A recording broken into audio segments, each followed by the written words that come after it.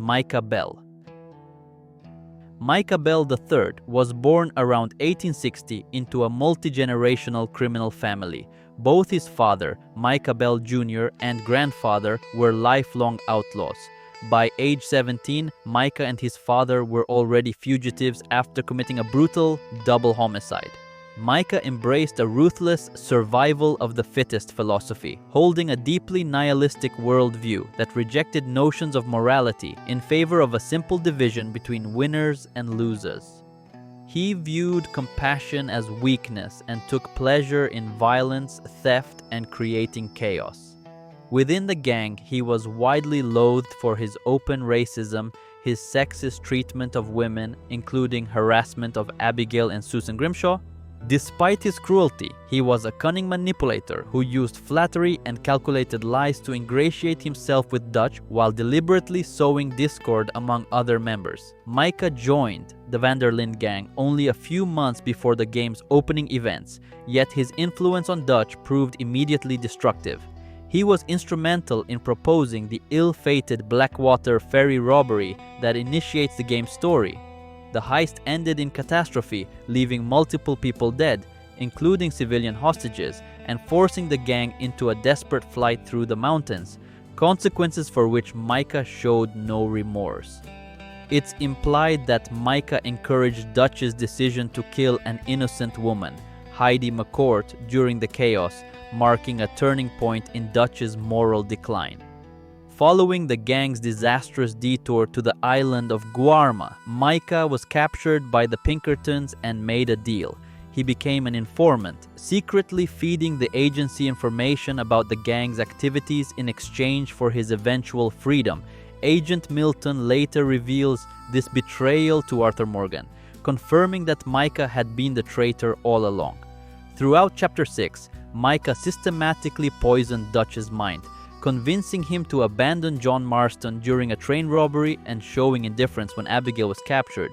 He constantly antagonized Arthur, recognizing him as both a rival for Dutch's trust and an obstacle to his own plans.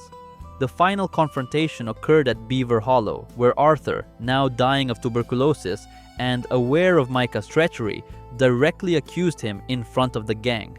When John arrived, having survived Dutch's abandonment, a chaotic gunfight and pursuit ensued. Dutch ultimately walked away from both Arthur and Micah without choosing a side. Depending on Arthur's honor level throughout the game, Micah either left the dying Arthur on the mountaintop to watch the sunrise or shot him execution style, ending the life of the game's protagonist. Micah survived the gang's destruction and established his own criminal operation, leading a sizable gang from a camp at Mount Hagen in the Grizzlies. For 8 years, he continued his violent rampage across the region, accumulating wealth and committing atrocities. In 1907, John Marston, guided by Sadie Adler and joined by Charles Smith, finally tracked Micah to his mountain hideout. During the tense confrontation, Dutch Van der Linde unexpectedly appeared. After a brief, loaded exchange, Dutch shot Micah, apparently having come to terms with how thoroughly he'd been manipulated. As Micah stumbled and fell, John fired several shots into him, delivering final justice for Arthur and everyone Micah had destroyed. Dutch then silently walked away into the snow, leaving the money behind, while John took what he needed to start his new life. Molly O'Shea. Molly O'Shea came from a wealthy, privileged family in Dublin, Ireland. She claimed to have traveled to America in search of excitement and adventure, drawn to the romantic idealism Dutch espoused. However, she proved deeply unsuited for the brutal realities of outlaw life. Molly was utterly infatuated with Dutch Van der Linde and devoted herself entirely to him, but her affection was largely unrequited. As Dutch's lover, she refused to contribute to camp maintenance or chores, asserting she was no one's servant girl. This attitude, combined with her often self-absorbed and standoffish behavior, made her extremely unpopular with the other women in camp, particularly Susan Grimshaw and Karen Jones, who frequently mocked her and engaged in heated arguments with her.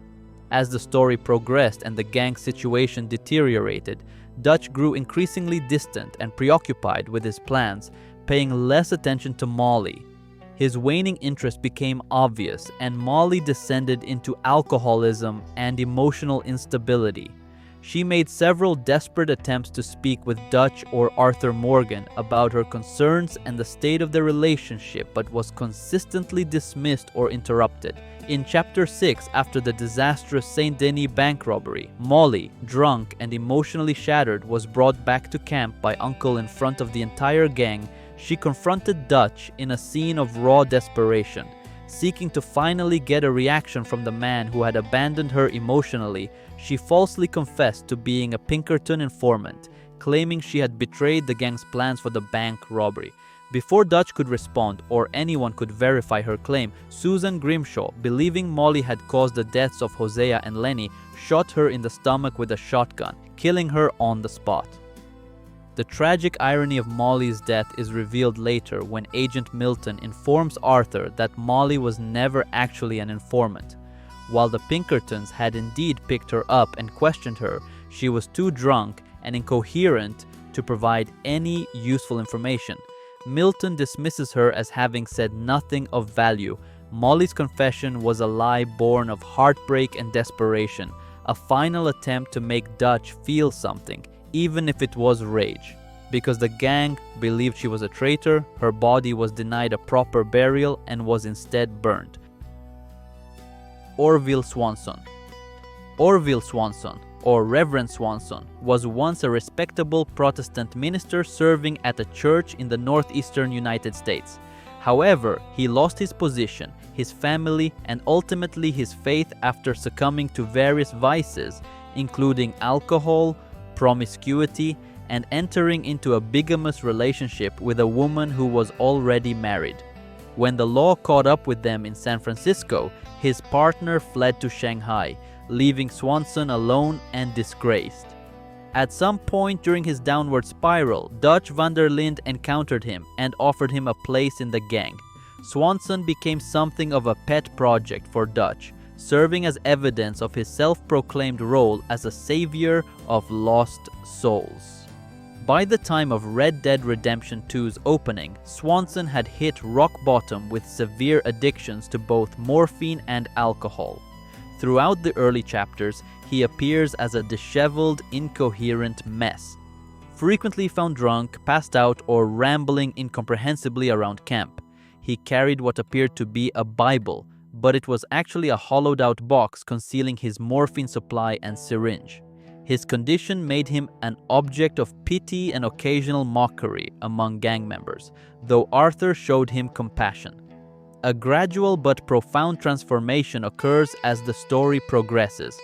Following the gang's traumatic experience in Guarma and their return to America, Swanson begins his journey towards sobriety and spiritual recovery. He stops using morphine and drastically reduces his drinking, slowly regaining his clarity and sense of purpose. His recovery is aided by meaningful encounters, including Arthur's optional missions helping him, and interactions with Sister Calderon, a nun in Saint Denis who offers spiritual counsel. As the gang's situation deteriorates in Chapter 6, Swanson recognizes he must leave to preserve his newfound sobriety and faith. Before the final confrontation at Beaver Hollow, Swanson departs for good.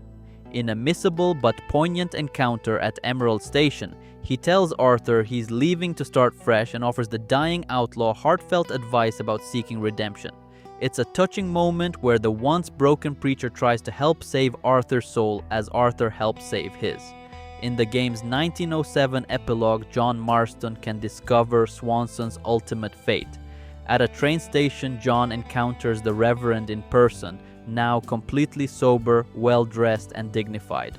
Swanson reveals he has successfully returned to ministry and rebuilt his life as a legitimate, respected preacher. He represents one of the story's few genuine redemption arcs, proving that escape from the outlaw life and personal transformation are possible. Simon Pearson. Simon Pearson hailed from a family of New England whalers and initially intended to continue the family tradition. However, the declining whaling industry forced him to pursue alternative paths. He enlisted in the US Navy and served as a sailor for several years, traveling to exotic locations including Java and Sumatra. Pearson frequently regaled the gang with elaborate tales from his seafaring days, including a dramatic story about being stranded for 50 days on a plague-ridden vessel, though Arthur Morgan often cut him off or mocked these embellished accounts. After his naval service ended, Pearson attempted to establish himself as a merchant. Dutch and the gang intervened in his predicament, and in gratitude, Pearson joined them as their cook and butcher. Despite his questionable culinary skills, Pearson had a tendency to inflate his own courage and capabilities. He once boasted about single-handedly fighting off O'Driscoll boys on the road like a cornered tiger. He was generally a jovial, loud presence around camp, though he occasionally wallowed in self-pity about how his life had turned out. Unlike most gang members, Pearson participated minimally in actual criminal operations, preferring the relative safety and routine of camp duties. He harbored dreams of one day opening a legitimate general store. As the gang situation reached its breaking point in Chapter 6, Pearson made the wise decision to leave before the final catastrophe.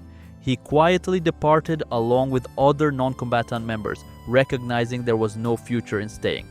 In the 1907 epilogue, John Marston can visit Pearson's in the town of Rhodes. He's running a legitimate business, married to a woman, and living contentedly as a respectable shopkeeper.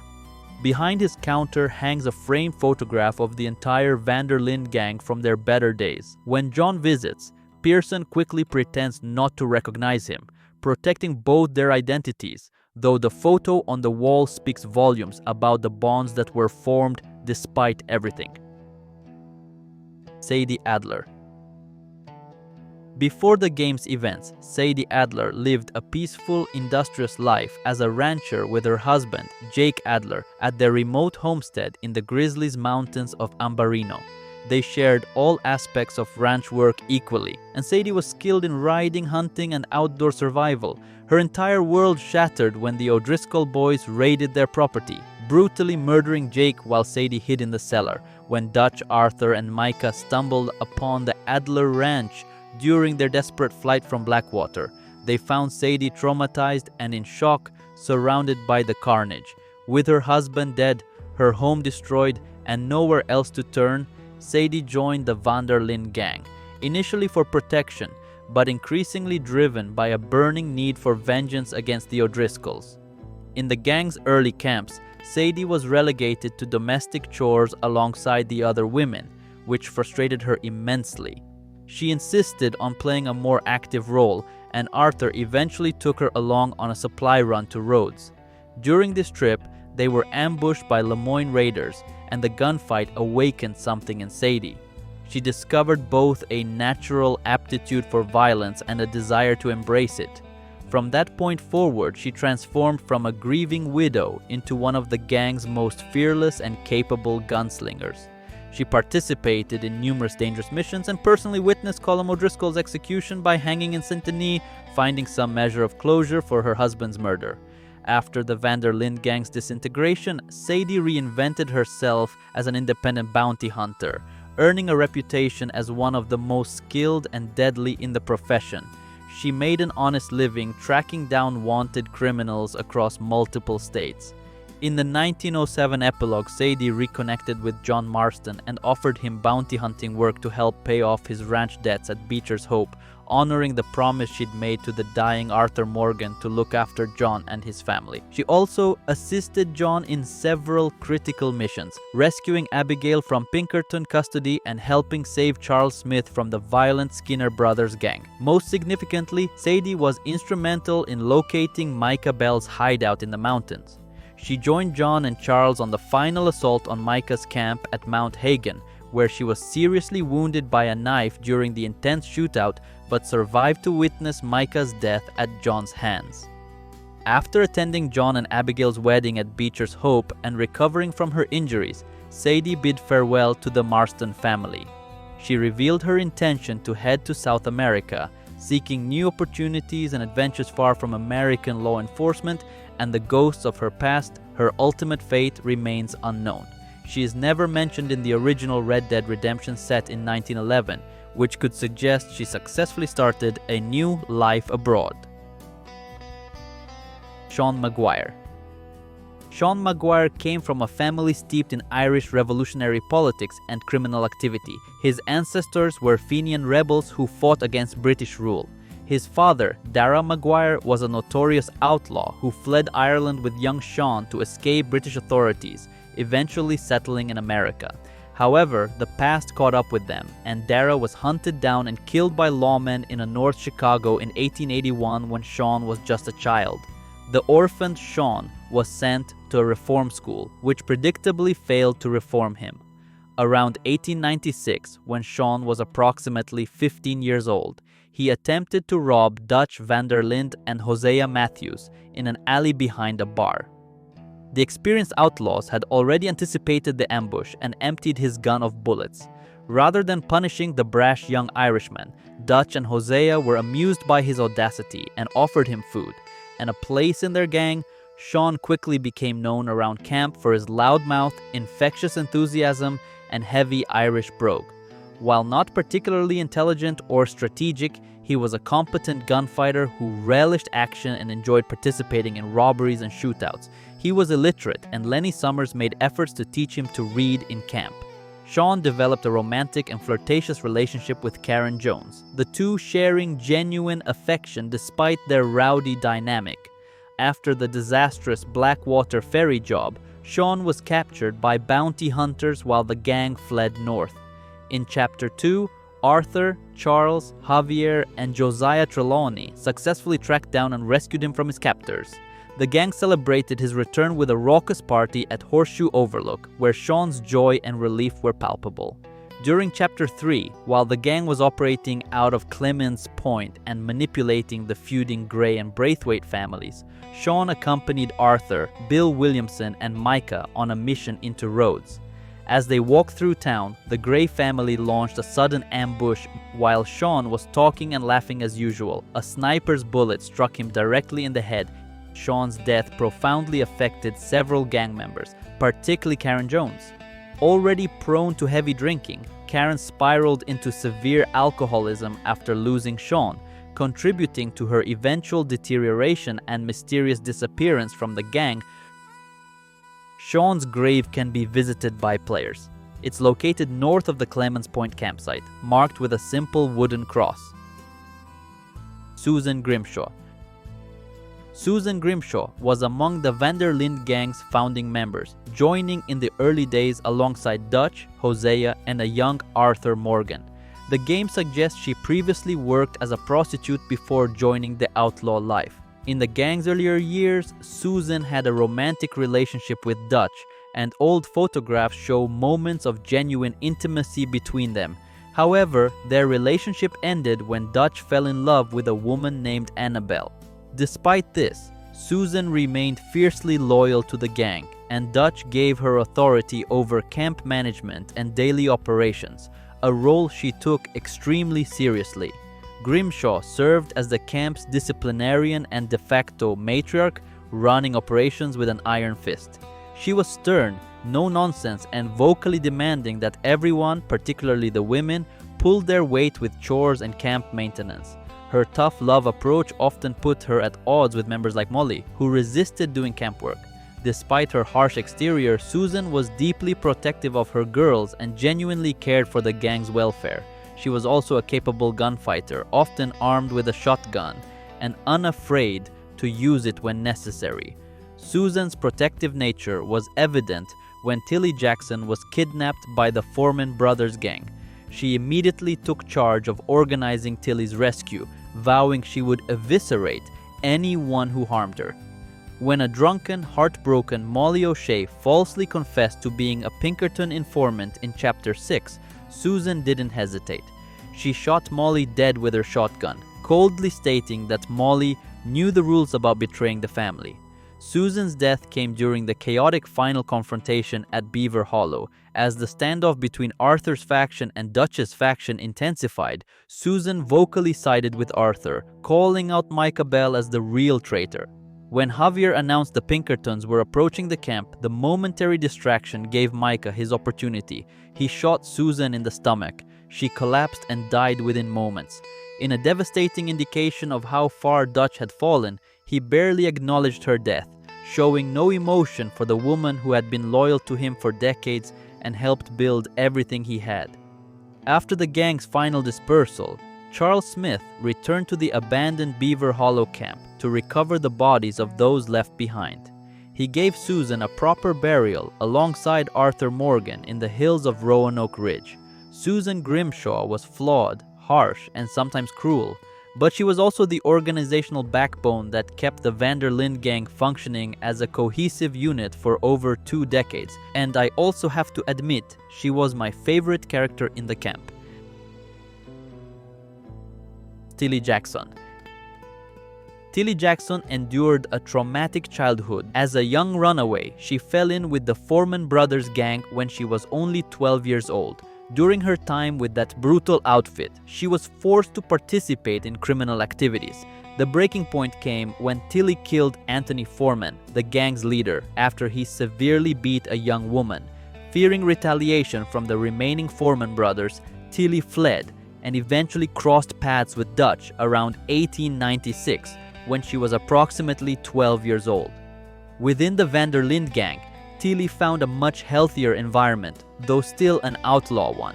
While not a primary fighter like Sadie Adler, she was resourceful, intelligent, and capable of defending herself when necessary. She formed close friendships with Mary Beth Gaskill and Karen Jones, and the 3 women often supported each other. Through the difficulties of camp life, Tilly served as something of a peacemaker, offering a calm, level-headed presence during conflicts. In Chapter 3, Tilly's past caught up with her when she was kidnapped by the surviving Foreman brothers, who sought revenge for their leader's death. Arthur rescued her, and the experience reinforced the danger of her former life. As the Van der Linde gang deteriorated in Chapter 6, Tilly recognized there was no future in staying. She quietly left Beaver Hollow before the final catastrophic confrontation with the Pinkertons, escaping alongside other non-combatant members like Pearson, Mary Beth, and others who saw the writing on the wall. In the 1907 epilogue, John Marston receives a letter from Tilly revealing her successful transformation. She used the money she'd saved during her outlaw years to build a completely legitimate life. She married a lawyer named Pierre, had a daughter, and was living respectably in Saint-Denis. John can also encounter her in person, where she's well-dressed, happy, and living the peaceful, safe life she always deserved. Josiah Trelawney. Josiah Trelawney was born in Cornwall, England. After immigrating to the United States, he made his living through confidence schemes, stage magic, sleight of hand, and various forms of trickery. Unlike nearly every other gang member, Trelawney maintained a complete double life. He had a wife and 2 young sons, Tarquin and Cornelius, living in St. Denis. He referred to the gang's camp as his office when explaining his absences to his family, maintaining the facade of a legitimate, if mysterious, businessman. Trelawney cut a distinctive figure among the gang, impeccably dressed, well-spoken, and possessing refined manners that set him apart from the rougher outlaws. He was charming, clever, and highly skilled at reading and manipulating people to achieve his objectives. His relationship with the gang was unique. He was more of an independent contractor or associate than a full member. Dutch granted him special privileges, allowing him to come and go freely without explanation, often vanishing for weeks or months at a time before reappearing with new information or schemes. Trelawney proved his value by orchestrating several profitable operations for the gang. He set up an elaborate stagecoach robbery targeting a wealthy Austrian couple and masterminded a sophisticated heist aboard the luxury riverboat, the Grand Corrigan. As Chapter 6 unfolded, Trelawney recognized the inevitable collapse. He was captured and tortured by bounty hunters at one point, but was rescued by Arthur Morgan. Sensing Dutch's growing paranoia, Trelawney made the decision to leave while he still could. In a brief but meaningful exchange, he said goodbye to Arthur. Arthur wished him well, understanding that staying would mean death. Trelawney's ultimate fate remains somewhat ambiguous but hopeful. During the epilogue, John Marston can have a random encounter in Saint Denis where he spots Trelawney from a distance. Due to Trelawney's mysterious nature, some fans theorized he might be connected to or even be the enigmatic Strange Man supernatural character from RDR1.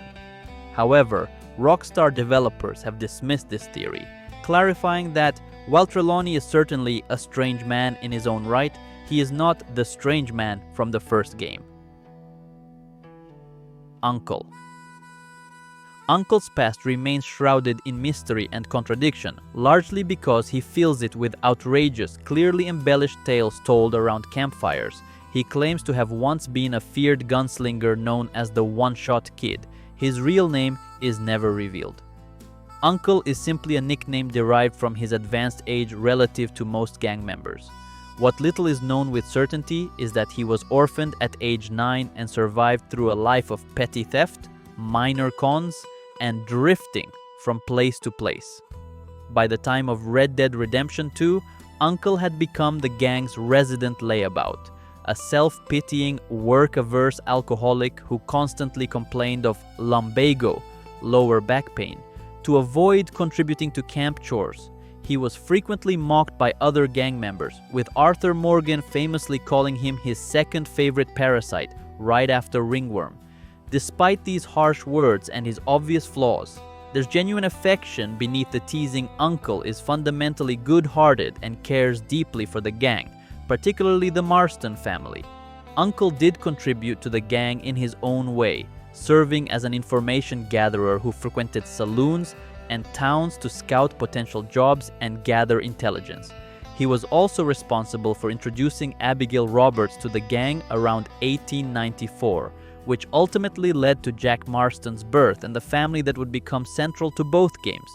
Beneath his buffoonish exterior, Uncle possessed more shrewdness and perception than most gave him credit for.